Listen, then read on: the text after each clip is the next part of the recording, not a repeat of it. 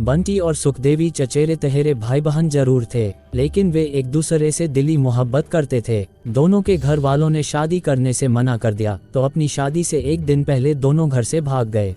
इसके बाद जो हुआ उसकी किसी ने कल्पना तक नहीं की थी। बंटी पश्चिमी उत्तर प्रदेश के संभल जिले के थाना धनारी के गांव गड़ा में रहता था। उसके पिता का नाम बिन्नामी और माता का नाम शीला था। बिन्नामी खेती किसानी का काम करते थे। 22 वर्षीय बंटी इंटर पास था। उसके बड़े भाई 25 वर्षीय संदीप का विवाह हो चुका था। बंटी से छोटे दो भाई तेजपाल 14 वर्ष और भोले शंकर 9 वर्ष के अलावा छोटी बहनें कश्मीरा, सोमवती और राजवती थीं, जो कि क्रमशः 17 वर्ष, 7 वर्ष और 5 वर्ष की थीं। उसके पड़ोस में उसके ताऊ तुलसीदास रहते थे। परिवार में उनकी पत्नी रमा देवी और उनके 6 बेटे रामपाल, विनीत उर्फ लाला, किशोरी, गोपाल उर्फ रामगोपाल, धर्मेंद्र और कुलदीप उर्फ सूखा थे। इसके अलावा इकलौती बेटी थी 21 वर्षीय सुखदेवी, जो कि सब भाइयों से छोटी थी। रिश्ते में बंटी और सुखदेवी तहेरे भाई बहन थे। बचपन से दोनों साथ खेले घूमे। हर समय एक दूसरे का साथ दोनों को खूब भाता था। समय के साथ ही बचपन का ये खेल कब जवानी के प्यार की तरफ बढ़ने लगा, उनको एहसास भी नहीं हुआ। जवान होती सुखदेवी के सौंदर्य को देख देख कर बंटी आश्चर्यचकित हो गया था। सुखदेवी पर छाए यौवन ने उसे एक आकर्षक युवती बना दिया था। उसके नयननक्श में अब गजब का आकर्षण पैदा हो गया था। हिरनी जैसे नयन, गुलाब की पंखुड़ियों जैसे होंठ, जिनका रसपान करना हर नौजवान की हसरत होती है। उसके गालों पर आई लाली ने उसे इतना आकर्षक बना दिया था कि बंटी खुद पर काबू न रख सका और उसे देखकर उसे पाने को लालायित हो उठा। सुखदेवी के यौवन में वह इस कदर खो गया कि उसके बदन को ऊपर से नीचे तक निहारता रह गया। उसके छरहरे बदन में यौवन की ताजगी, कसक और मादकता की साफ साफ झलक दिखती थी। बंटी अपनी तहेरी बहन के मादक सौंदर्य को बस देखता रह गया और उसकी चाहत में डूबता चला गया। वह इस बात को भी भूल गया कि वह उसकी तहेरी ही सही, लेकिन बहन तो है। बंटी जब सुखदेवी के घर गया तो उसे एकटक देखने लगा। उधर सुखदेवी इस बात से बेखबर अपने काम में व्यस्त थी। जब उसकी माँ रमा ने उसे आवाज दी, "ए सुखिया, देख बंटी आया है", तो उसका ध्यान बंटी की तरफ गया। चाहने लगा था सुखदेवी को। सुखदेवी को भी बंटी पसंद था, मगर उस रूप में नहीं जिस रूप में उसे बंटी देख रहा था, और उसे पाने की चाह में तड़पने लगा था। रमा देवी ने फिर आवाज लगाई। सुखदेवी ने तुरंत एक गिलास पानी और थोड़ा मीठा लाकर बंटी के सामने रख दिया। पानी का गिलास हाथ में पकड़ाते हुए बोली, "क्या हाल है जनाब के?" जब बंटी ने उससे पानी का गिलास लिया तो उसका स्पर्श पाकर वह पहले से अधिक व्याकुल हो उठा। उसके साथ सुंदर सपनों में खो गया। इधर सुखदेवी ने उसके गालों को खींचकर कहा, "कहाँ खो गए जनाब?" इसके बाद वह चाय बनाने चली गई। बंटी का सारा ध्यान तो सुखदेवी की तरफ ही था, जो किचन में उसके लिए चाय बना रही थी। वह तो इस कदर व्याकुल था कि दिल हुआ किचन में जाकर खड़ा हो जाए। उधर जब सुखदेवी चाय लेकर आई तो बंटी की बेचैनी थोड़ी कम हुई। सुखदेवी ने जब बंटी को चाय दी तो उसने पुनः उसे छूना चाहा, मगर नाकाम रहा। तभी उसकी ताई को कुछ काम याद आ गया और वह उठकर बाहर चली गईं। इधर बंटी की धड़कनें रेल के इंजन की तरह दौड़ने लगीं। वह घबराने लगा, मगर एक खुशी भी थी कि उस तन्हाई में वह सुखदेवी को देख सकता है। फिर सुखदेवी अपने काम में लग गई, मगर बंटी के कहने पर वह उसके करीब ही चारपाई पर बैठ गई। उसके शरीर के स्पर्श ने उसे गुमशुदा कर दिया। उसका दिल तो चाह रहा था कि वह उसे अपनी बाहों में भर ले और प्यार करे, मगर न जाने कैसी झिझक उसे रोक देती और वह अपने जज्बातों पर काबू किए उसकी बातें सुनता जा रहा था। वह बार बार हंसती तो बंटी के मन में फूल खिल उठते थे। थोड़ी ही देर में बंटी को न जाने क्या हुआ, वह उठा और जाने लगा। तभी सुखदेवी ने उसका हाथ पकड़कर पूछा, "कहाँ जा रहे हो?" मगर बंटी ने बिना कुछ कहे अपना हाथ छुड़ाया और वहां से चला गया। सुखदेवी उससे बार बार पूछती रही, मगर वह रुका नहीं और बिना पीछे देखे चला गया। प्यार के इजहार का नहीं मिला मौका बंटी को उस दिन के बाद कुछ अच्छा न लगता। वह तो बस सुखदेवी के ख्यालों में ही खोया रहता था, मगर चाह कर भी वह उससे मन की जता नहीं पाता था। उसके मन में पैदा हुई दुविधा ने उसे अत्यंत उलझा रखा था। तहेरी बहन से प्रेम की इच्छा ने उसके दिलो दिमाग को हिला रखा था, मगर सुखदेवी के यौवन का रंग बंटी पर खूब चढ़ चुका था। उसके यौवन की किसी एक बात को भी वह भुला नहीं पा रहा था। एक दिन बंटी घर पर अकेला था और सुखदेवी के ख्यालों में खोया हुआ था। वह चारपाई पर लेटा था, तभी सुखदेवी उसके घर पहुंची और बिना कुछ कहे सीधे अंदर चली गई। बंटी उसे देखकर आश्चर्यचकित रह गया। कुछ देर तक वह उसे देखता ही रहा था। तभी सुखदेवी ने सन्नाटा भंग करते हुए कहा, क्या हाल है? क्या मुझे बैठने तक को नहीं कहोगे? कैसी बात कर रही हो? आओ, तुम्हारा ही घर है। बंटी ने कहा तो सुखदेवी वहीं पड़ी चारपाई पर बैठ गई। सुखदेवी ने बैठते ही बंटी को देखा और कहने लगी, क्या बात है, आजकल तुम घर नहीं आते? मुझसे कोई गलती हो गई है कि उस दिन तुम बिना कुछ कहे घर से चले आए? बंटी मुंह बैठा बस सुखदेवी को निहारे जा रहा था। सुखदेवी ने जब उसे चुप देखा तो बंटी के करीब पहुंचकर वह बैठ गई और उसके हाथों को अपने हाथों में लेकर बोली, बोलो ना, क्या हुआ? तुम इतने चुप चुप क्यों हो? क्या कोई बात है जो तुम्हें बुरी लग गई है? मुझे बताओ ना, तुम तो हमेशा हंसते थे, मुझसे ढेर सारी बातें करते थे, मगर अब क्या हुआ है तुम्हें? तुम इतने खामोश क्यों हो? मगर उधर बंटी तो एक अलग ही दुविधा में फंसा हुआ था। सुखदेवी की बातों को सुनकर अचानक ही बंटी उसकी ओर घूमा और उसे बड़े गौर से देखने लगा।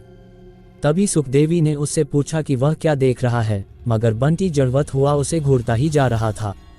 सुखदेवी भी उसकी निगाह के एहसास को महसूस कर रही थी, शायद इसलिए वह भी खामोश नजरें झुकाए वहीं बैठी रही थी। बंटी उससे प्रेम का इजहार करना चाहता था, मगर इस दुविधा में उलझा हुआ था कि वह मेरी तहेरी बहन है। मगर अंत में प्रेम की विजय हुई।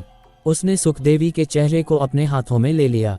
बंटी के इस व्यवहार से सुखदेवी थोड़ा घबरा गई, मगर अपनी धड़कनों पर काबू पाकर उसने अपनी दोनों मुट्ठियों को बहुत जोर से भींचा और अपनी आंखें बंद कर लीं।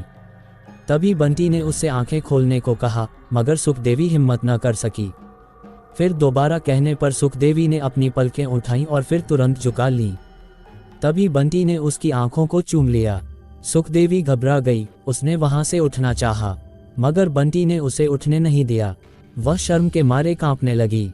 उसके होंठों की कंपकंपाहट से बंटी अच्छी तरह वाकिफ था, मगर वह तो उस दिन अपने प्यार का इजहार कर देना चाहता था।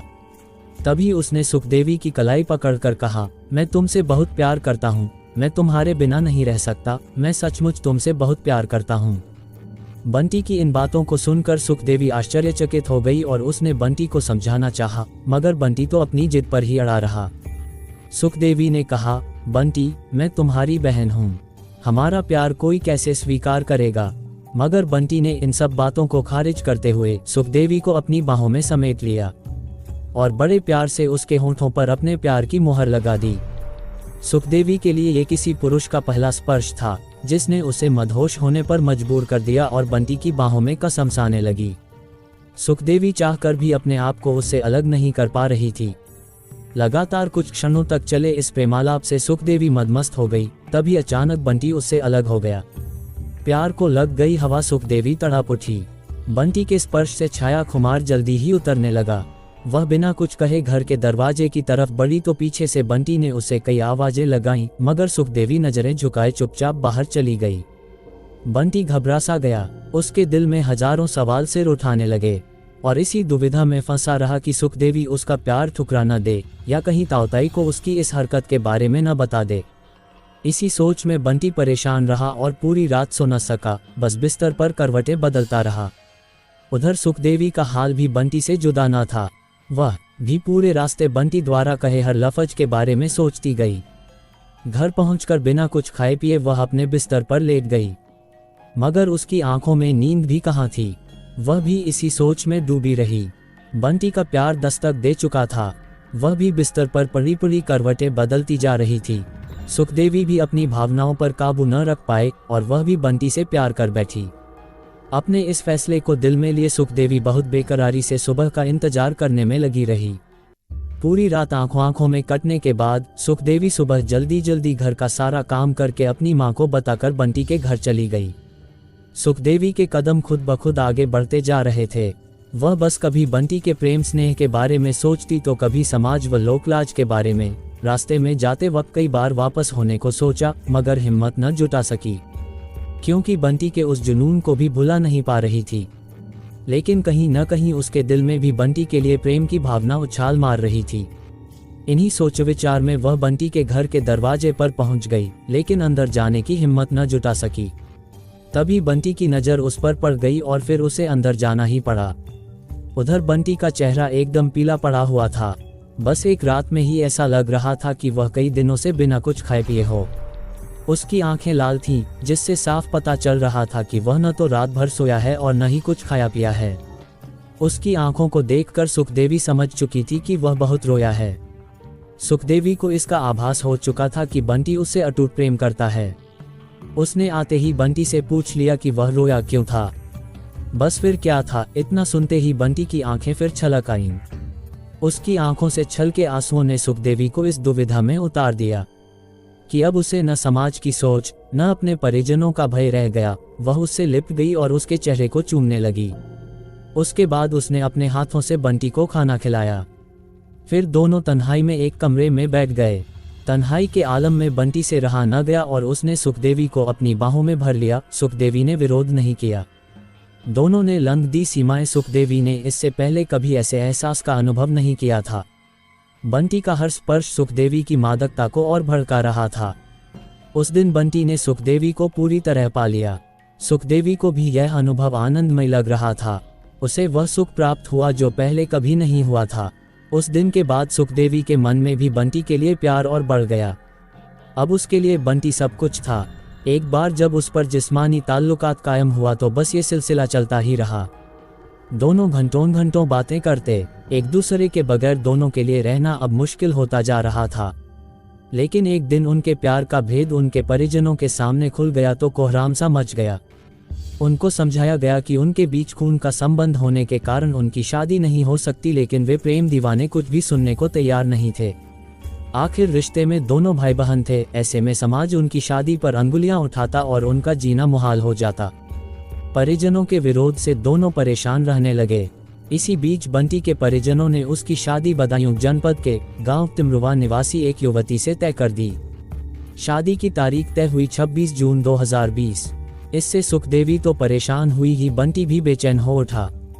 बेचैनी में काफी देर तक वह सोचता रहा। फिर उसने फैसला कर लिया कि वह अब अपने प्यार को लेकर कहीं और चला जाएगा, जहां प्यार के दुश्मन उनको रोक न सकें।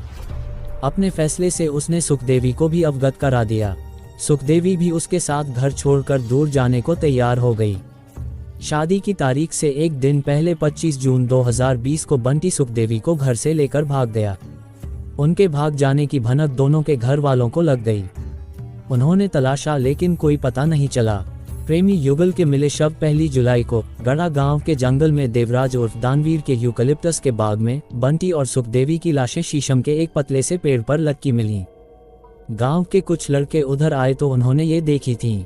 दोनों के घर वालों को उन लड़कों ने जानकारी दे दी। सूचना पाकर बंटी के घर वाले और गांव के लोग तो पहुंच गए, लेकिन सुखदेवी के घर वाले वहां नहीं पहुंचे। संबंधित थाना धनारी को घटना की सूचना दे दी गई। सूचना पाकर इंस्पेक्टर सतेंद्र भड़ाना कुछ पुलिसकर्मियों के साथ घटनास्थल पर पहुंच गए। थाना प्रभारी की सूचना पर एसपी आलोक जायसवाल और सीओ गुन्नौर डॉक्टर के सरोज भी वहां पहुंच गए। सुखदेवी और बंटी की लाशें एक ही पेड़ से लटकी हुई थीं। सुखदेवी के गले में हरे रंग के दुपट्टे का फंदा था तो बंटी के गले में प्लास्टिक की रस्सी का। दोनों के चेहरे किसी तेजाब जैसे पदार्थ से झुलसे हुए थे। प्रथम दृष्टया मामला आत्महत्या का था, लेकिन दोनों के चेहरे झुलसे होने से हत्या का शक भी जताया जा रहा था। फिलहाल मौके पर मौजूद मृतक बंटी के पिता बिन्नामी से पुलिस अधिकारियों ने आवश्यक पूछताछ की। फिर इंस्पेक्टर सतेंद्र भड़ाना को दिशा निर्देश देकर दोनों अधिकारी चले गए। इसके बाद पुलिस ने जरूरी कार्रवाई कर भड़ाना ने दोनों लाशों को पोस्टमार्टम के लिए मोर्चरी भेज दिया। पोस्टमार्टम रिपोर्ट में मौत का सही कारण नहीं आ पाया। 7 जुलाई 2020 को सुखदेवी के भाई 25 वर्षीय कुलदीप उर्फ सूखा का गढ़ा के जंगल में नीम के पेड़ से लटका शव मिला। जहां सुखदेवी और बंटी के शव मिले थे, उससे कुछ दूरी पर ही कुलदीप का शव मिला। थाना प्रभारी सतेंद्र भड़ाना पुलिस टीम के साथ वहां पहुंचे। सीओ के सरोज भी फोरेंसिक टीम के साथ पहुंच गए। कुलदीप का शव प्लास्टिक की रस्सी से लटका हुआ था और उसका चेहरा भी तेजाब से झुलसा हुआ प्रतीत हो रहा था। लाश का निरीक्षण करने पर पता चला कि तीनों की मौत का तरीका एक जैसा ही था। मुआयना करने के बाद पुलिस को इस मामले में भी हत्या की साजिश नजर आ रही थी। पहले बंटी व सुखदेवी की मौत और अब सुखदेवी के भाई कुलदीप की मौत सिर्फ आत्महत्या नहीं हो सकती थी। हाँ, आत्महत्या का रूप देकर हत्यारों ने गुमराह करने का प्रयास जरूर किया था। कुलदीप के घर वालों से पूछताछ की तो पता चला कि कुलदीप 25 जून से ही लापता था। लेकिन सुखदेवी और बंटी की मौत के बाद घर वाले पुलिस के पास जाने से डर रहे थे, इसलिए पुलिस तक सूचना नहीं पहुंची। गड़ा गांव में 3 हत्याओं के बाद एसपी यमुना प्रसाद एक्शन में आए। उन्होंने शीघ्र ही केस का खुलासा करने के निर्देश इंस्पेक्टर सतेंद्र भड़ाना को दिए। मृतक बंटी के पिता बिन्नामी की तहरीर पर इंस्पेक्टर भड़ाना ने अज्ञात के खिलाफ भादमवी की धाराओं 302, 201, 34 के तहत मुकदमा थाने में दर्ज करा दिया। इसके बाद थाना प्रभारी ने सुखदेवी के घर वालों से पूछताछ की तो सुखदेवी का भाई विनीत उर्फ लाला और किशोरी घर से गायब मिले। पुलिस ने दोनों की तलाश की तो गड़ा के जंगल से दोनों को हिरासत में ले लिया।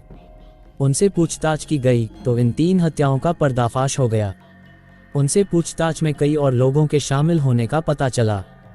इसके बाद पुलिस ने गड़ा गांव के ही जगपाल यादव उर्फ मुल्लाजी और शिवराज को गिरफ्तार कर लिया। पूछताछ में सभी ने अपना जुर्म स्वीकार कर लिया और घटना के बारे में विस्तार से बता दिया। पता चला कि सुखदेवी और बंटी के घर से लापता हो जाने के बाद उनके घर वाले काफी परेशान हो गए थे, जबकि बंटी सुखदेवी के साथ अपने गन्ने के खेत में छिप गया था। गांव के जगपाल यादव उर्फ मुल्लाजी ने 26 जून को उन्हें देख लिया। उसने दोनों के खेत में छिपे होने की बात जाकर सुखदेवी के भाई विनीत उर्फ लाला को बता दी। विनीत ने यह बात अपने भाई किशोरी और गांव के शिवराज को बताए। समाज में बदनामी के डर से विनीत ने जगपाल से अपनी बहन सुखदेवी और बंटी को मारने की बात कही और बदले में 2.5 लाख रुपया देने को कहा। जगपाल पेशे से अपराधी था, इसलिए वह हत्या करने को तैयार हो गया। विनीत ने उसे 2.5 लाख रुपए लाकर दे दिए। इसके बाद योजना बनाकर रात 11 बजे चारों बंटी के खेत में पहुंचे। वे शराब और तेजाब की बोतल साथ ले गए थे। वहां पहुंचकर चारों ने बंटी और सुखदेवी को दबोच लिया। शिवराज ने बंटी को जबरदस्ती शराब पिलाई। फिर शिवराज पास में ही जगपाल के ट्यूबवेल पर पड़े छप्पर में लगी प्लास्टिक की रस्सी निकाल लाया। इसके बाद सुखदेवी के गले को उसी के हरे रंग के दुपट्टे से और बंटी के गले को प्लास्टिक की रस्सी से घोंटकर मार डाला। इसी बीच विनीत का छोटा भाई 25 वर्षीय कुलदीप उर्फ सूखा वहां आ गया। उसने दोनों हत्याएं करते उन लोगों को देख लिया। विनीत ने उसे समझा बुझाकर वहां से वापस घर भेज दिया। इसके बाद वे लोग दोनों की लाशों को कुछ दूरी पर देवराज यादव उर्फ दानवीर के यूकलिप्टस के बाग में ले गए। वहां शीशम के पेड़ से दोनों की लाशों को दुपट्टे व रस्सी की मदद से लटका दिया। इसके बाद उनकी पहचान मिटाने के लिए दोनों के चेहरों पर तेजाब डाल दिया। फिर वापस अपने घरों को लौट गए। कुलदीप को दौरे पड़ते थे। उन दौरों की वजह से उसका दिमाग भी सही नहीं था। उस पर भरोसा करना ठीक नहीं था। वह घटना का लगातार विरोध भी कर रहा था। इस पर चारों लोगों ने योजना बनाई कि कुलदीप को भी मार दिया जाए, नहीं तो वह उन लोगों का भेद खोल देगा। 2 जुलाई 2020 को विनीत और उसके तीनों साथी कुलदीप को बहाने से रात को जंगल में ले गए। वहां गांव के नेकपाल यादव के खेत में कुलदीप का गला पीले रंग के दुपट्टे से घोंटकर उसकी हत्या कर दी और उसकी लाश को नीम के पेड़ से दुपट्टे से बांधकर लटका दिया और उसके चेहरे पर भी तेजाब डाल दिया। फिर निश्चिंत होकर घरों को लौट गए। कुलदीप की हत्या उनके लिए बड़ी गलती साबित हुई। थाना प्रभारी सतेंद्र भड़ाना ने अभियुक्तों की निशानदेही पर हत्या के एवज में दिए गए 2.5 लाख रुपए, शराब के खाली पव्वे और तेजाब की खाली बोतल बरामद कर ली। फिर आवश्यक कानूनी लिखापढ़ी करने के बाद चारों अभियुक्तों विनीत उर्फ लाला, किशोरी, जगपाल और शयोराज को न्यायालय में पेश किया गया। वहां से उन्हें न्यायिक अभिरक्षा में भेज दिया गया।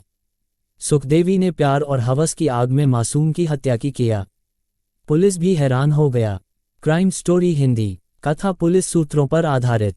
धन्यवाद। बांग्लादेश में सत्तारूढ़ दल अवामी लीग के सांसद अनवारुल अजीम अनार पिछले कई महीनों से परेशान चल रहे थे। मानसिक तनाव में रहते थे, सिर दर्द बना रहता था, एक कान से सुनने में काफी दिक्कत हो रही थी, शारीरिक कमजोरी भी महसूस कर रहे थे। उनकी बेटी मुमत्रीन फिरदौस डोरिन उनसे कई बार कह चुकी थी कि वह अपना इलाज किसी अच्छे डॉक्टर से करवाएं, हो सके तो भारत जाकर जांच करवाएं। दिल्ली में एम्स का काफ़ी नाम है, वहां एक से बढ़कर एक काबिल डॉक्टर हैं, वहीं चले जाएं। वह बांग्लादेश में झेनिद 4 क्षेत्र से 3 बार के सांसद और अवामी लीग की कालीगंज उपजिला इकाई के प्रमुख थे। वह झेनाइदा से वर्ष 2014, 2018 और 2024 में सांसद चुने गए थे। आखिरकार उन्होंने अपनी बेटी की बात मान ली और 9 मई 2024 को ढाका में मानिक मियां एवेन्यू स्थित अपने आधिकारिक आवास से दक्षिण पश्चिमी बांग्लादेश के जिला झेनाइदह में स्थित अपने गांव गए। वहीं से उन्होंने कोलकाता में रहने वाले अपने खास पारिवारिक दोस्त गोपाल विश्वास के यहाँ जाने की योजना बना ली। वह बेटी को भी साथ ले जाना चाहते थे, लेकिन उसका वीजा नहीं मिलने के कारण अकेले जाने का कार्यक्रम बना लिया। इस बारे में उन्होंने 11 मई को सुबह करीब 4:45 बजे फ़ोन पर बेटी से बात की थी। उसके बाद वह इलाज के लिए 12 मई 2024 को कोलकाता पहुंच गए। अनवारुल अजीम कोलकाता के उत्तर में स्थित बरांगा के उपनगरीय इलाके में अपने एक मित्र गोपाल विश्वास के घर ठहर गए थे। बेटी फिरदौस को उनका 13 मई 2024 को व्हाट्सएप मैसेज मिला, जिसमें कहा गया था कि वह एक वीआईपी के साथ दिल्ली चले गए हैं। वहां से वह अमित शाह नामक व्यक्ति द्वारा सौंपे गए काम के लिए दिल्ली से न्यू टाउन आएंगे। उन्हें आगे कॉल करने की कोई ज़रूरत नहीं है। दूसरी तरफ फिरदौस अपने पिता केपीए से मिलकर भारत आने के लिए वीज़ा निकलवाने में जुट गई। इसी बीच उसने 14 मई की शाम को कोलकाता में पापा के दोस्त गोपाल विश्वास को फ़ोन किया। हेलो अंकल, नमस्ते, मैं फिरदौस बोल रही हूँ, अनवारुल अजीम की बेटी ढाका से। हाँ बेटी, बोलो, सब खैरियत है न? तुम्हारे अब्बाजान यहाँ पहुँच गए हैं। कल ही 12 मई शाम को 7 बजे के करीब आए थे। गोपाल विश्वास बोले, अंकल, अब्बाजान का फ़ोन नहीं लग रहा है। आपके पास हैं तो उनसे मेरी बात करवा दीजिए। फिरदौस ने विनती की। लेकिन बेटी, वह तो दोपहर में 1:45 बजे के करीब डॉक्टर को दिखाने के लिए निकल चुके हैं। आने वाले ही होंगे, गोपाल बोले। लेकिन अंकल, उनका फ़ोन क्यों नहीं लग रहा? चिंता हो रही है, फिरदौस बोली। अच्छा, मुझे 2 मिनट का वक्त दो, मैं भी उनको कॉल करता हूँ। तुम होल्ड पर रहना, गोपाल बोले। जी अंकल। कुछ सेकंड बाद ही गोपाल ने होल्ड पर फिरदौस का कॉल ऑन किया। वह बोले, मेरा फ़ोन भी अजीम को नहीं लग रहा है। शायद नेटवर्क प्रॉब्लम होगी, यहाँ अक्सर ऐसा होता रहता है। लेकिन अंकल, अब तो शाम भी खत्म होने वाली है। आपने ही बताया कि वह शाम तक लौट आने को बोल गए हैं। फिर आपका फ़ोन भी नहीं लग रहा है। चिंता की तो बात है न? फिरदौस बोली। 1 मिनट होल्ड करना, अजीम का कोई मैसेज आया है, देखकर बताता हूँ कि क्या लिखा है। गोपाल अचानक बोले। दरअसल अनवारुल 13 मई को विश्वास से यह बताकर घर से बाहर निकले थे कि डॉक्टर से मुलाकात के बाद शाम तक वापस लौट आएंगे। उन्होंने विधान पार्क कलकत्ता पब्लिक स्कूल के सामने से टैक्सी ली थी। लेकिन उसी रोज उन्होंने शाम को दोस्त को व्हाट्सएप मैसेज कर दिया था। अजीम ने व्हाट्सएप पर मैसेज भेजा था, मैं एक खास काम से दिल्ली जा रहा हूं और वहां पहुंचने के बाद फ़ोन करूंगा। तुमको फ़ोन करने की ज़रूरत नहीं है। इस मैसेज के बारे में गोपाल ने फिरदौस को भी बता दिया। इस मैसेज ने फिरदौस की व्याकुलता को और भी बढ़ा दिया। वह दिल्ली जाने के संबंध में जानने को और बेचैन हो गई। उनकी बेचैनी तब और बढ़ गई जब अब्बूजान की 3 दिनों तक कोई सूचना तक नहीं मिल पाए। वह अपने पिता के सरकारी आवास में बैठी बार बार गोपाल विश्वास को फ़ोन करती रही। अपने अब्बू के बारे में किसी समाचार मिलने को लेकर पूछती रही। कोलकाता में गोपाल विश्वास भी परेशान हो गए थे। सभी जगह चुनाव का माहौल था। राजनीतिक पार्टियां एक दूसरे के खिलाफ तलवारें खींचे हुई थीं। वैसे भी पश्चिम बंगाल की सरकार और केंद्र सरकार हमेशा आपस में तनी रहती हैं। अनवारुल अजीम की 3 दिनों से कोई सूचना नहीं मिलने पर बांग्लादेश के गृह मंत्रालय में भी खलबली मच गई थी। फिरदौस ने गृहमंत्री से गुहार की थी और प्रधानमंत्री शेख हसीना तक को पत्र तक लिख दिया था। इधर कोलकाता में जब 17 मई तक अनवारुल की कोई सूचना नहीं मिली, तब उन्होंने 18 मई को स्थानीय पुलिस में शिकायत दर्ज करवा दी। मामला बांग्लादेशी सांसद के भारत से लापता हो जाने के संबंध में था। पश्चिम बंगाल पुलिस ने इसे बेहद गंभीरता से लिया और जांच की शुरुआत अपराध जांच विभाग सीआईडी ने कर दी। उधर बांग्लादेश की पुलिस भी अपने स्तर से जांच करने लगी। सांसद अनवारुल कैसे हुए लापता? गोपाल विश्वास की लिखित शिकायत पर इसकी जानकारी कोलकाता स्थित बांग्लादेश के उच्चायोग को दी गई। वहां के भारतीय अधिकारियों की मदद से कोलकाता पुलिस ने सबसे पहले उनके मोबाइल की लोकेशन को ट्रैक किया। इससे पुलिस को कई जानकारियां मिलीं। अनवारुल अजीम के कोलकाता में अपने मित्र के घर से 13 मई को निकलने के बाद उनके मोबाइल की लोकेशन महानगर के न्यू मार्केट इलाके में मिली। इसके बाद 17 मई को उनका फ़ोन बिहार के किसी इलाके में कुछ देर के लिए ऑन हुआ था। इस बारे में गोपाल विश्वास से भी पुलिस ने पूछताछ की। साथ ही पुलिस को अजीम के घर से निकलने के बाद किराए की जिस कार में सवार हुए थे, उसके ड्राइवर का पता चल गया था। ड्राइवर से भी पूछताछ की गई। ड्राइवर ने पुलिस को बताया कि सांसद के साथ एक बांग्लादेशी नागरिक भी था। 13 मई 2024 को ड्राइवर ने उन दोनों को कोलकाता से सटे न्यू टाउन इलाके में छोड़ दिया था। लापता सांसद के बारे में पुलिस को इससे अधिक कोई जानकारी नहीं मिल पाई। उधर बांग्लादेश के कोलकाता स्थित उच्चायोग के प्रेस सचिव रंजन सेन को भी 18 मई को बांग्लादेश के प्रधानमंत्री की ओर से सांसद के लापता होने की सूचना मिल गई थी। उसके बाद उन्होंने भारतीय विदेश मंत्रालय से संपर्क कर इस मामले की जानकारी दी थी। जब ये पता चला कि बांग्लादेश के सांसद को आखिरी बार कोलकाता में ही देखा गया था, तब उच्चायोग के अधिकारी कोलकाता पुलिस से भी नियमित संपर्क में आ गए थे। कोलकाता के सिंथी इलाके के रहने वाले कारोबारी गोपाल विश्वास ने पूछताछ में बताया कि अनवारुल अजीम के साथ बीते 2 दशकों से उनके पारिवारिक संबंध हैं। अपने बारे में गोपाल विश्वास ने पुलिस को बताया कि वह कोलकाता में आभूषण के निर्यात के कारोबार से जुड़े हैं। बांग्लादेश में बांग्लादेश नेशनल पार्टी सरकार के सत्ता में रहने के दौरान अनवारुल अजीम भारत में ही रहते थे। गोपाल ने बताया कि उनका घर माजदिया में है। अनवारुल वहां सुभाष अग्रवाल के घर में रहते थे। वहीं उनसे परिचय हुआ था, जो आगे चलकर मित्रता में बदल गया। अब ये पारिवारिक संबंधों में तब्दील हो चुका है। इसी वजह से इलाज कराने के लिए यहां आने पर वह उनके घर ठहरे थे। उन्होंने ये भी बताया कि अनवारुल अजीम ने उनके पास आने के बाद किसी न्यूरोलॉजिस्ट को दिखाने की इच्छा जताई थी। इस बारे में किसी अच्छे न्यूरोलॉजिस्ट के बारे में भी जानकारी मांगी थी। इस पर गोपाल विश्वास ने अनवारुल से कहा था कि वह ऐसे किसी डॉक्टर को नहीं जानते हैं, लेकिन उनको सॉल्टलेक स्थित अपोलो अस्पताल में अपना इलाज करवाने की सलाह दी। गोपाल ने पुलिस को ये भी बताया कि मेरी सलाह को ध्यान में रखकर ही उन्होंने सुबह एक साथ ही नाश्ता किया था। उस वक्त उनसे मैंने ये भी कहा था कि आज मेरी कार उपलब्ध नहीं है, इसलिए वह किसी कार का इंतजाम कर लें। उसके बाद मैं घर की पहली मंजिल पर बने अपने दफ्तर में चला गया। पुलिस गोपाल विश्वास की जानकारी से आश्वस्त हो चुकी थी। सीसीटीवी कैमरे की फुटेज के अनुसार उनके द्वारा दी गई जानकारी सही थी। फुटेज में अनवारुल अजीम दोपहर को 1:41 बजे घर से निकलते दिखाई दिए थे। उसके बाद पुलिस की मिसिंग डायरी में लिखा गया कि अनवारुल अजीम उनके घर से कुछ दूर स्थित बिधान पार्क इलाके से किराए की कार में सवार हुए थे। साथ ही उन्होंने पुलिस को बताया है कि एक प्रत्यक्षदर्शी ने अजीम को कार में सवार होते देखा था। हालांकि अजीम को शाम को अपने मित्र के घर लौटना था, लेकिन वह नहीं लौटे थे। विदेश मंत्रालय ने रखी मामले पर नज़र। वैसे 15 मई को गोपाल विश्वास को अजीम का एक और व्हाट्सएप मैसेज मिला कि वह दिल्ली पहुंच गए हैं और उनके साथ कुछ वीआईपी हैं, इसलिए उनको फ़ोन नहीं किया जाए।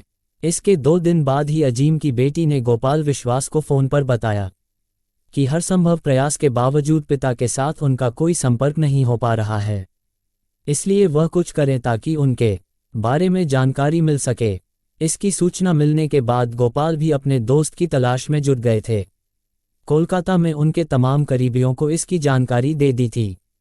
उन लोगों ने भी अनवारुल का पता लगाना शुरू कर दिया था, लेकिन सबसे अजीब बात यह थी कि उनका फ़ोन पर संपर्क ही नहीं हो पा रहा था।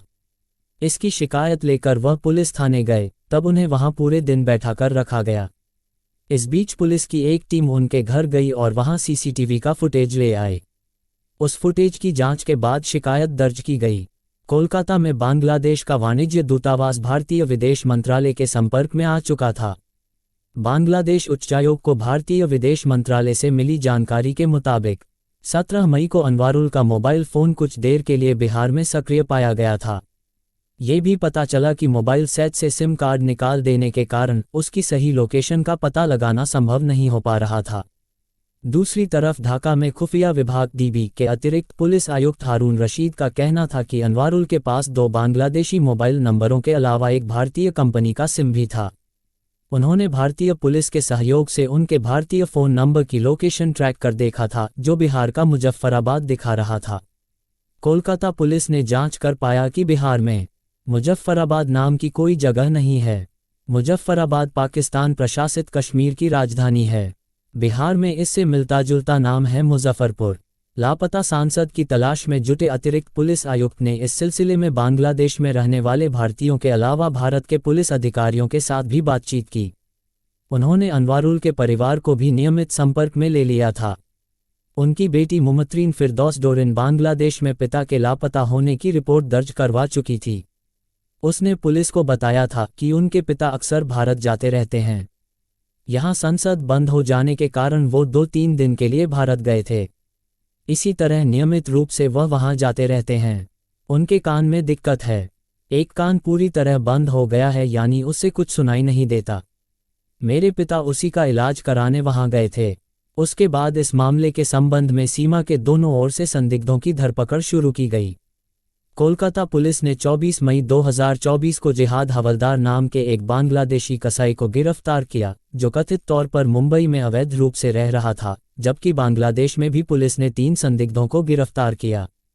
वे अमानुल्लाह सईद उर्फ शिमुल भुया उर्फ शिहाब उर्फ फजल मोहम्मद भुया 56 साल, तनवीर भुया 30 साल और एक युवती शिलास्ती रहमान 22 साल थी। कोलकाता पुलिस को सीसीटीवी फुटेज और ड्राइवर की पूछताछ से न्यूटाउन इलाके के फ्लैट की जानकारी मिली, जहां वह सांसद को छोड़ गया था।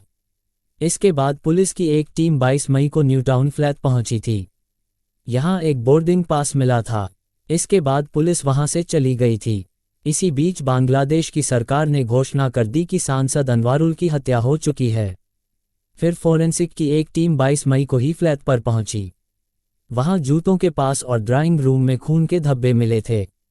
चौंकाने वाले हुए खुलासे। एक तरफ कोलकाता पुलिस सांसद की हत्या की जानकारी हो जाने पर उनकी लाश तलाशने में जुट गई थी, जबकि दूसरी तरफ ढाका पुलिस और खुफिया एजेंसियां इस हत्याकांड के गुनहगारों की तलाश करने लगी थीं। इसी सिलसिले में हत्या के पीछे के मास्टरमाइंड अख्तरुज्जमा उर्फ शाहीन मियां के बारे में जानकारी हुई। वह संयुक्त राज्य अमेरिका का नागरिक है, जो 20 मई को दिल्ली और फिर नेपाल के काठमांडू के रास्ते अमेरिका फरार हो गया था। दोनों देशों की पुलिस को संदेह हुआ कि सांसद की हत्या कर शव को बड़ी चतुराई से ठिकाने लगा दिया गया है। जांचकर्ताओं ने सीसीटीवी फुटेज से मिली जानकारी के आधार पर 23 मई की रात कोलकाता में एक नहर के किनारे सांसद के अंगों की खोज शुरू की। दूसरी तरफ कोलकाता पुलिस ने इस मामले की जांच के दौरान जिन 2 कारों को जब्त किया, उनमें से एक में हत्या से पहले सांसद अजीम को सवार होते देखा गया था।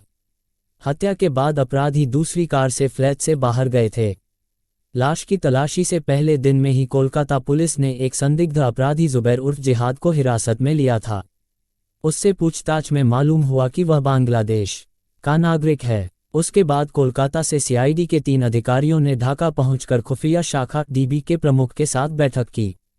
इस हत्याकांड के सिलसिले में दर्ज एफआईआर में जिहाद के अलावा अख्तरुज्जमा, अमानुल्लाह, सैयद, मुस्तफिजुर, फैसल और शिलास्ती रहमान के नाम शामिल हैं। इनमें से 3 आरोपी 22 मई को ढाका में गिरफ्तार किए गए थे। सांसद को हनी ट्रैप में फंसाने वाली शिलास्ती रहमान, जुबैर उर्फ जाहिद से मुख्य रूप से इस बिंदु पर पूछताछ की गई कि सांसद अजीम की हत्या के बाद उनका शव कहां ठिकाने लगाया गया था। हिरासत में लिए गए लोगों से जब एक-एक कर पूछताछ हुई, तब सांसद हत्याकांड से संबंधित कई चौंकाने वाले खुलासे प्याज के छिलके की तरह उतरते चले गए।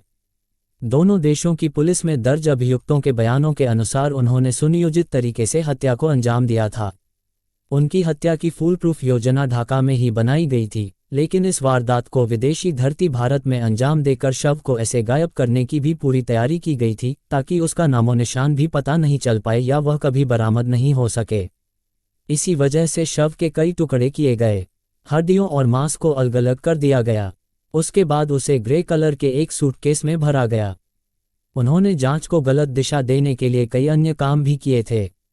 हत्यारों का मकसद था कि शव को पूरी तरह गायब कर दिया जाए। दूसरा ये कि जांच अधिकारियों को सांसद के मोबाइल का कोई सुराग नहीं मिल सके। साथ ही भारतीय पुलिस का ध्यान बांग्लादेश की ओर नहीं जा सके। इसी मकसद से कोलकाता में फ्लैट किराए पर लिया था। हालांकि मकान या फ्लैट किराए पर लेते समय उसके मालिक, किराएदार और मध्यस्थ दलाल तीनों पक्षों के लिए अपनी फोटो और पहचान पत्र थाने में जमा करना अनिवार्य होता है। फ्लैट को किराए पर लेते समय कहा गया कि अख्तरुज्जमा उर्फ शाहीन, अमानुल्लाह सैयद और शिलास्ती रहमान वहां रहेंगे। इसके लिए 1 मई को न्यू टाउन थाने में उनसे संबंधित दस्तावेज जमा किए गए थे। किराए पर लेते समय दस्तावेज के तौर पर मुख्य साजिशकर्ता अख्तरुज्जमा उर्फ शाहीन ने न्यूयॉर्क के ड्राइविंग लाइसेंस की कॉपी दी थी, जिस पर नंबर और तस्वीर भी थी। उन्होंने खुद को मरीन इंजीनियर बताया था। जाहिद और ढाका में गिरफ्तार मूल अभियुक्त सियाम उस सूटकेस को लेकर फ्लैट से बाहर चले गए थे। इसके बाद मुख्य अभियुक्त फ्लैट पर आया और ये लोग शव के बचे खुचे हिस्सों को पॉलीथिन में भरकर बाहर ले गए। सांसद की खाल उतार कर किए 80 टुकड़े। पूछताछ में आरोपियों ने कबूल कर लिया कि सांसद की हत्या 13 मई की दोपहर में की गई थी। सीआईडी के अनुसार हत्यारों ने पहले अजीम को क्लोरोफॉर्म का इस्तेमाल करके तब बेहोश किया जब वह वॉश बेसिन के पास अपना चेहरा साफ कर रहे थे। इसके बाद एक तकिए की मदद से दम घोंटकर उनकी हत्या कर दी गई। फिर आरोपी जिहाद हलदार ने कसाई वाले चाकू और ब्लेड की मदद से उनकी खाल उतारकर उनके शव के 80 टुकड़े किए। आरोपी शव के टुकड़ों को पॉलीथिन बैग में भरकर सूटकेस में छिपा कर ले गए थे। इसके अलावा फ्लैट से ब्लीचिंग पाउडर भी बरामद हुआ। उसके शरीर के काटे टुकड़ों को छोटे छोटे पैकेट में डाला गया। पैकेट एक ब्रीफकेस और ट्रॉली बैग में रखे गए। इसके बाद हत्यारे फ्लैट से 20 किलोमीटर दूर कृष्णमती गए और पैकेट को ठिकाने लगा दिए। सीआईडी को कोलकाता के न्यू टाउन फ्लैट से 600 ग्राम के सैकड़ों पॉलीथिन बैग मिले। साथ ही पुलिस ने टॉयलेट पेपर, टिश्यू पेपर, दस्ताने और शिलास्ती रहमान के नाम का बोर्डिंग पास बरामद किया। शिलास्ती वही महिला है जो सीसीटीवी फुटेज में सांसद अनवारुल के साथ फ्लैट में जाती नजर आई थी। इस बारे में आरोपी जिहाद हवलदार ने बताया कि सांसद के फ्लैट में घुसने के 15 मिनट में ही पूरी वारदात को अंजाम दिया गया। आरोपी ने बताया कि उनकी हत्या के बाद उनके शरीर से चमड़ी हटाई गई, मांस निकाला गया और फिर लाश के 80 टुकड़े किए गए। इन टुकड़ों को बैग में भरकर शहर के अलग अलग इलाकों में फेंका गया। हालांकि कथा लिखे जाने तक पुलिस को उनकी लाश या उनकी बॉडी के टुकड़े नहीं मिले थे। डेली स्टार में छपी खबर के अनुसार ढाका और कोलकाता में खुफिया एजेंसियों ने बताया कि मास्टरमाइंड अख्तरुज्जमा ने हत्या को अंजाम देने के लिए 5 करोड़ रुपए में एक हिटमैन को काम पर रखा था। खुफिया एजेंसियों ने यह भी दावा किया कि अजीम को एक महिला ने लालच देकर फ्लैट में बुलाया होगा। बांग्लादेश पुलिस का इस बारे में कहना है कि महिला बांग्लादेशी है जो मुख्य आरोपी अख्तरुज्जमा शाहीन की प्रेमिका है। सीसीटीवी फुटेज में सांसद को एक पुरुष और एक महिला के साथ फ्लैट में प्रवेश करते हुए देखा गया था। दोनों बाद में फ्लैट के अंदर और बाहर आते हुए भी दिखे थे, लेकिन सांसद फिर कभी नहीं निकले। बाद में दोनों एक बड़े सूटकेस के साथ फ्लैट से बाहर आए थे। पुलिस अधिकारी ने बताया कि उत्तरी कोलकाता के एक गेटेड सोसाइटी में जिस आलीशान अपार्टमेंट में ये घटना हुई थी, उसका मालिक संदीप राय है। वह व्यक्ति उत्पाद शुल्क विभाग का एक कर्मचारी है जिसने इसे अख्तरुज्जमा को किराए पर दिया था। ढाका मेट्रोपॉलिटन पुलिस के अतिरिक्त आयुक्त डीबी हारून रशीद के अनुसार यह साजिश 2-3 महीने पहले रची गई थी। इसके लिए ढाका के गुलशन और वसुंधरा इलाके में अख्तरुज्जमा के फ्लैटों पर कई बैठकें हुई थीं। ढाका मेट्रोपॉलिटन पुलिस की सतर्कता के कारण संदिग्ध बांग्लादेश में हत्या को अंजाम नहीं दे पाए थे। उन्हें ये भी पता था कि सांसद अक्सर कोलकाता आते थे, इसलिए उन्होंने एक योजना बनाई और 25 अप्रैल 2024 को वहां एक फ्लैट किराए पर ले लिया। 30 अप्रैल को अख्तरुज्जमा, उसकी प्रेमिका और हिटमैन अमानुल्लाह ने कोलकाता के लिए उड़ान भरी और 13 मई को किराए के फ्लैट में आ गए। जब सांसद अनवारुल अपने दोस्त गोपाल विश्वास के घर से निकले, तब फैसल नाम का एक संदिग्ध उन्हें लेकर एक सफ़ेद रंग की कार में बैठ गया और उन्हें फ्लैट में ले गया। सांसद दोपहर करीब 2:51 बजे फ्लैट में दाखिल हुए और संदिग्धों ने अगले आधे घंटे के भीतर अपनी योजना को अंजाम दे दिया। साथ ही बचने के लिए अलग अलग लोगों को संदेश भेज दिए। इस घटना के बाद अमानुल्लाह और अख्तरुज्जमा की प्रेमिका 15 मई को बांग्लादेश लौट आई, जबकि अन्य संदिग्ध मुस्तफिज, जो लापता है, 16 मई को और फैसल 17 मई को लौट आए। क्यों की गई थी सांसद की हत्या? कथा लिखे जाने तक पुलिस हत्या के पीछे के मकसद की जांच कर रही थी। शुरुआती जांच से पता चला है कि यह सांसद और मुख्य आरोपी के बीच एक व्यापारिक सौदे को लेकर अनबन का नतीजा हो सकता है। इस बारे में डेली स्टार अखबार ने बताया कि अख्तरुज्जमा और सांसद कथित तौर पर सोने की तस्करी का रैकेट चलाते थे, जब तक कि पिछले साल उनके बीच मतभेद नहीं हो गया। बताया जाता है कि अख्तरुज्जमा दुबई से बांग्लादेश में सोने की छड़ों की तस्करी करता था, जबकि अजीम ये सुनिश्चित करते थे कि खेप उनके सिंडिकेट के माध्यम से भारत में सही लोगों के हाथों तक पहुंचे। बदले में सिंडिकेट को कमीशन दिया जाता था। पिछले साल सांसद ने अपने लिए ज़्यादा कमीशन की मांग की थी, लेकिन अख्तरुज्जमा ने इसके लिए तैयार नहीं हुआ, जिससे दोनों के बीच दरार पैदा हो गई। इसके बजाय उसने अपनी सोने की तस्करी के लिए एक नया सिंडिकेट चुना। इस नए सिंडिकेट का नेतृत्व कथित तौर पर एक पूर्व सांसद कर रहे थे। इससे अजीम और भी क्रोधित हो गए।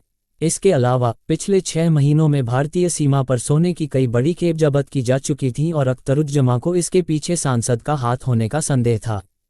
इन खेपों में करीब 200 करोड़ रुपए का सोना था। इससे अख्तरुज्जमा नाराज हो गया और उसने सोना वापस पाने के लिए बार बार सांसद पर दबाव डाला। इसके बाद अख्तरुज्जमा ने सांसद से पैसे 200 करोड़ रुपए वापस मांगने शुरू कर दिए। मामले को सुलझाने के लिए सांसद और अख्तरुज्जमा पिछले 6 महीनों में कई बार मिले। बताया जाता है कि यही पैसे का लेनदेन अनबन अजीम की मौत का मुख्य कारण बना। बांग्लादेश पुलिस के अनुसार 200 करोड़ रुपए खोने के गुस्से के अलावा अख्तरुज्जमा नए सिंडिकेट के जरिए भारत में बिना किसी बाधा के सोने की तस्करी करना चाहता था। हालांकि अख्तरुज्जमा ने हत्या में अपनी संलिप्तता से इनकार किया है।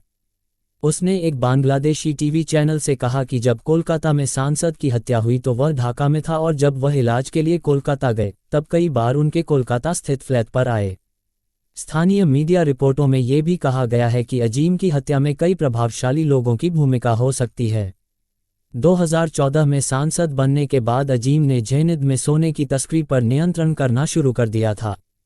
पिछले कुछ सालों में वहां के कुछ प्रभावशाली व्यवसायी और जशोर के एक राजनीतिज्ञ, जो सोने की तस्करी में भी शामिल हैं, अजीम के अवैध सोने के व्यापार पर पूर्ण नियंत्रण लेने के प्रयास से नाराज हो गया था। जबकि अजीम की बेटी का कहना है कि उसे अपने अब्बू की सोने की तस्करी में कथित संलिप्तता के बारे में जानकारी नहीं है।